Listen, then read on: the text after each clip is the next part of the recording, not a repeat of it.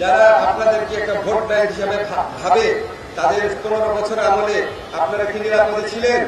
আপনাদের কতগুলো মন্দিরে আক্রমণ হয়েছে, অগ্নিসংযোগ হয়েছে, একটা ঘটনার কি বিচার পেয়েছেন? তাহলে কেন এত বিভেদ? এই বিভেদটা হয়, আমার তো কিছুটা বয়স হয়েছে, এই বিভেদটা হয় মূলত কিছু ধর্ম ব্যবসায়ী এবং ধর্ম নিয়ে রাজনীতি করা মানুষের কারণে। আমরা নাহিদ বলেছে, আমাদের প্রধান উপদেষ্টা বলেছে, আমরা একটা পরিবার। আপনারা যদি শ্রীকৃষ্ণের জীবনের সবচেয়ে বড় শিক্ষা দেখেন, উনি বলতেন দুষ্টের দমন, শিষ্টের পালন। আচ্ছা, আমাকে বলেন তো, কোন ধর্মে এই কথাটা বলা নাই?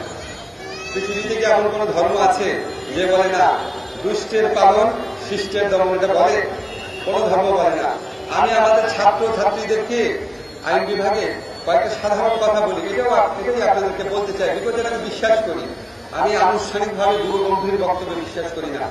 আমি বিশ্বাস করি পৃথিবীর প্রত্যেকটা ধর্ম ভালো ভালো কথা বলে। পৃথিবীর কোন এমন কোন ধর্ম আছে যে ধর্ম বলে সৎ কাজ করো না? বলে? পৃথিবীর প্রত্যেক ধর্ম বলে সৎ কাজ করো, সৎ উপার্জন করো, পিতা মাতার প্রতি দায়িত্ব পালন করো, প্রতিবেশীর প্রতি দায়িত্ব পালন করো, মানুষকে ভালোবাসো, মানুষের ক্ষতি করো না। পৃথিবীর কোন ধর্ম বলে না জনগণের সম্পদ লুট করো, জনগণকে গুম করো, বিচার বহির্ভূত হত্যাকাণ্ড করো। পৃথিবীর কোন ধর্ম বলে না জনগণের ভোটাধিকার কেড়ে নাও। পৃথিবীর কোন ধর্ম বলে না দেশের সম্পদ বিদেশে পাচার করো, লক্ষ লক্ষ কোটি টাকার সম্পদ পাচার করো।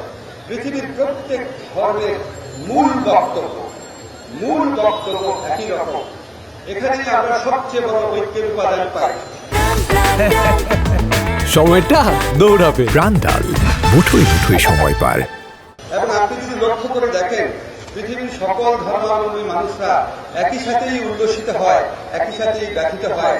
আমাদের মহান মুক্তিযুদ্ধ যখন আমাদের করেছিলাম, আপনারা জানেন আমাদের একজন সেক্টর কমান্ডার ছিলেন সিআর দত্ত।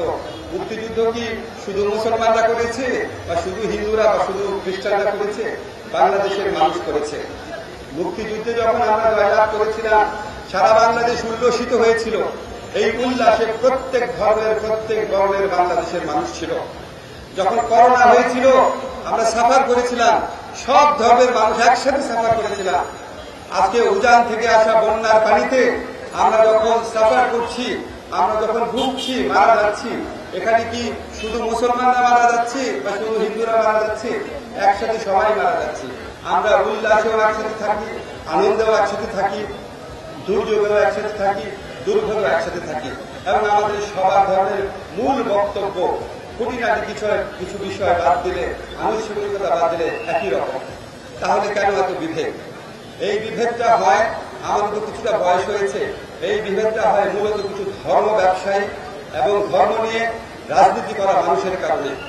এই ধর্ম নিয়ে রাজনীতি, আপনাদেরকে নাহিদও বলেছে, আপনার ধর্ম নিয়ে রাজনীতি বাংলাদেশের প্রত্যেক সরকারের আমলে কম বেশি হয়। আমার কাছে খুব ভালো লাগে যে আপনারা ইদানিং সচেতন হচ্ছেন। যারা আপনাদেরকে একটা ভোট ব্যাংক হিসাবে ভাবে, তাদের 15 বছর আমলে আপনারা কি নিরাপদে ছিলেন? আপনাদের কতগুলো মন্দিরে আক্রমণ হয়েছে, অগ্নিসংযোগ হয়েছে, একটা ঘটনার কি বিচার পেয়েছেন? 15 বছর কি বিচারের জন্য যথেষ্ট সময় ছিল না? আমরা স্টাডি করেছি, বাংলাদেশ স্বাধীন হওয়ার পর, সুব্রতদা আছেন এখানে, সবচেয়ে বেশি হিন্দু জনগোষ্ঠীর সম্পদ কারা দখল করেছিল? খোঁজ দিয়ে দেখেন। কাজে আপনাদের কাছে আমার কয়েকটা অনুরোধ জাস্ট। একটা হচ্ছে, আপনারা কারো রাজনৈতিক খুঁটি হিসাবে ব্যবহৃত হবেন না। আপনারা স্বাধীন মানুষ, স্বাধীন জনগোষ্ঠী, সবার সাথে আপনাদের সমান অধিকার আছে। আপনারা বরং রাজনীতিবিদদেরকে খুঁটি হিসাবে ব্যবহার করবেন।